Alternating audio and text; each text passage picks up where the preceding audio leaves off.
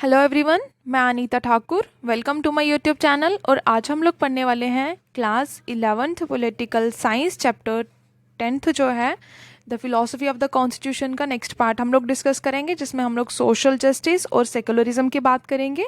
Social justice जो कि classical liberalism से ही कहीं ना कहीं बिलीव डिराइव किया गया है हम लोग, जिसमें हमेशा प्रिविलेजेस की बात करते हैं, राइट्स की बात करते हैं, इंडिविजुअल राइट्स की बात करते हैं और सोशल जस्टिस की डिमांड करते हैं। ठीक है, क्लासिकल लिबरलिज्म में कहीं ना कहीं हम लोग सोशल जस्टिस की डिमांड करते थे, कम्युनिटी वैल्यूज़ की डिमांड करते थे। और लिबरलिज्म को टू वर्जन्स में, टू वेज में डिफाइन किया जाता है। फर्स्ट में बताया गया है कि सोशल जस्टिस जो है वो हमेशा लिबरलिज्म के साथ रिलेट करता है, लिंक करता है। उसकी बेस्ट एग्जांपल है जब हम लोग प्रोविजंस जो हैं, रिजर्वेशन प्रोविजंस हैं, उनकी बात करते हैं, मतलब एससी और एसटी की रिजर्वेशन की बात करते हैं, उनके लिए कुछ रिलैक्सेशन की बात करते हैं कि जो कि कॉन्स्टिट्यूशन में ऑलरेडी इंसर्टेड है। वहाँ पर मेंशन किया गया है कि एससी और एसटी के लिए कुछ सीट्स जो हैं, जॉब्स के लिए, एडमिशन के लिए, हर एक फील्ड में उनके लिए रिजर्वेशंस रखी गई हैं। क्योंकि जो हमारे कॉन्स्टिट्यूशन के मेकर्स थे, जिन्होंने कॉन्स्टिट्यूशन को फ्रेम किया, उनका ये मानना था कि अगर राइट टू इक्वालिटी दी गई है तो उसको ना ग्राउंड लेवल पे क्या करना है, उसको एप्लीकेबल करना है, अप्लाई भी करना है उसे। तो इसके लिए अगर इक्वालिटी होनी चाहिए, एससी एसटी ओबीसी सभी जो हैं वो इक्वल होने चाहिए। तो सिर्फ राइट टू इक्वालिटी दे देना इनफ नहीं है। जितने भी बहुत पुराने समय से इनजस्टिस हो रहे हैं, किसके साथ, ये एससीज के साथ, एसटीज के साथ, ओबीसीज के साथ, तो कहीं ना कहीं इनको भी रिजर्वेशन दे के इनको एक जस्ट कंडीशंस जो है वो प्रोवाइड करना हमारे लिए बेटर है। तो कहीं ना कहीं उनको राइट टू वोट जैसी प्रिविलेजेस जो हैं वो भी प्रोवाइड करना ज़रूरी था। सेकंड में बताया गया यहाँ पर कुछ स्पेशल कॉन्स्टिट्यूशन स्टेप्स लिए गए जो कि इनके इंटरेस्ट को और ज़्यादा एडवांस बना सकते। और कॉन्स्टिट्यूशन मेकर्स जो थे, उन्होंने बहुत सारे स्पेशल मेजर्स लिए, स्टेप्स टेकन किए, ताकि वो शेड्यूल कास्ट और शेड्यूल ट्राइब्स के लोगों को प्रोटेक्ट कर सकें। उनको रिजर्वेशंस मिली, कहाँ पर, लेजिस्लेचर में, बोथ स्टेट लेजिस्लेचर में भी और यूनियन लेजिस्लेचर में भी। ठीक है, जिसको पार्लियामेंट कहा जाता है। उसके बाद हमारा कॉन्स्टिट्यूशन जो है उसने और भी कुछ वेज अपनाए, कुछ और पॉसिबल वेज अपनाए, जिससे कि गवर्नमेंट जो है उनको पब्लिक सेक्टर में भी कुछ रिजर्वेशंस जो है वो प्रोवाइड कर सके। दैट मीन्स उनको जॉब से रिलेटेड भी रिलैक्सेशन जो है, और एज से लेकर, एजुकेशन क्वालिफिकेशन से लेकर, इन सभी चीज़ों में उनको रिलैक्सेशन जो है वो प्रोवाइड करती है। अकॉर्डिंग टू आवर कॉन्स्टिट्यूशन कुछ प्रोविजंस जो है वो फॉर्म किए गए हैं। नेक्स्ट टॉपिक है हमारा respect for diversity and minority rights, कि हम लोगों को डाइवर्सिटी की रिस्पेक्ट करनी चाहिए और माइनॉरिटी राइट्स को भी प्रिजर्व करके रखना चाहिए। ये सब क्यों होना चाहिए, ये सब क्यों ज़रूरी है हमारे लिए। हमारा जो कॉन्स्टिट्यूशन है, इंडियन कॉन्स्टिट्यूशन, वो ये एनकरेज करता है, वो हमें ये बताता है कि हर एक रिलीजन जो है उसको इक्वल रिस्पेक्ट मिलनी चाहिए। हर एक कम्युनिटी को इक्वल, हर एक तरह की सेलिब्रेशन करने के लिए उनको फ्रीडम होनी चाहिए। हर एक फील्ड में उनको ना इक्वली ट्रीट करना चाहिए।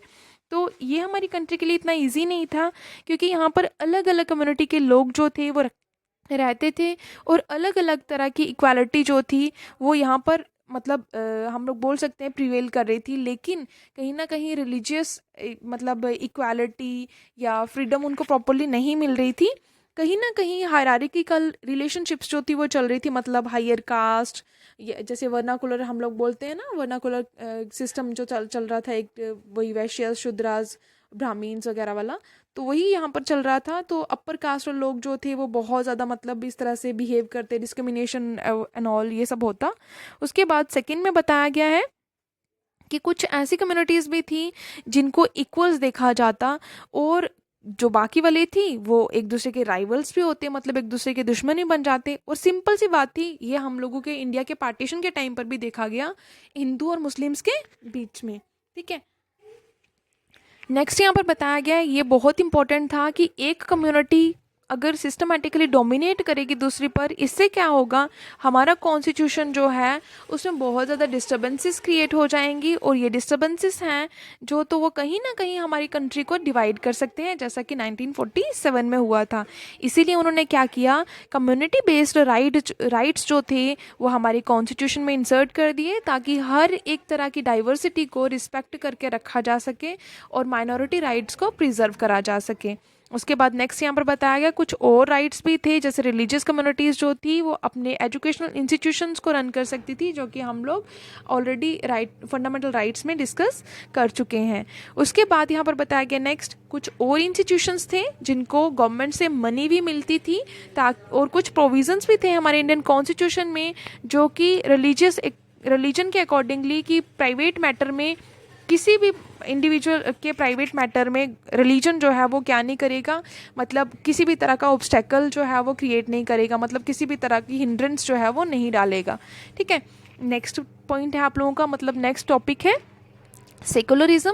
और सेकुलरिज्म का मतलब होता है कि जहाँ पर एक स्टेट जो है उसका कोई भी ऑफिशियल रिलीजन नहीं होता है, सभी रिलीजन्स को इक्वल इम्पोर्टेंस दी जाती है। ठीक है, और यहाँ पर बताया गया है कि हमारी स्टेट में, मतलब हमारी कॉन्स्टिट्यूशन में, हमारे इंडिया में कोई भी एक रिलीजन जो है उसको ज़्यादा इंपॉर्टेंस नहीं दी जाती है। यहाँ पर मेन स्ट्रीम ये है कि वेस्टर्न कंसेप्शंस जो हैं वो सेकुलरिज्म में क्या करते हैं, म्यूचुअल एक्सक्लूजन होता है, कई चीज़ों का बहिष्कार किया जाता है, और सिंपल सी बात है कि रिलीजन जो है वो प्रोटेक्ट करता है हमारी वैल्यूज़ को, इंडिविजुअल फ्रीडम को, सिटीजनशिप जो कि इंडिविजुअल के राइट्स हैं उनको प्रिजर्व करके रखता है।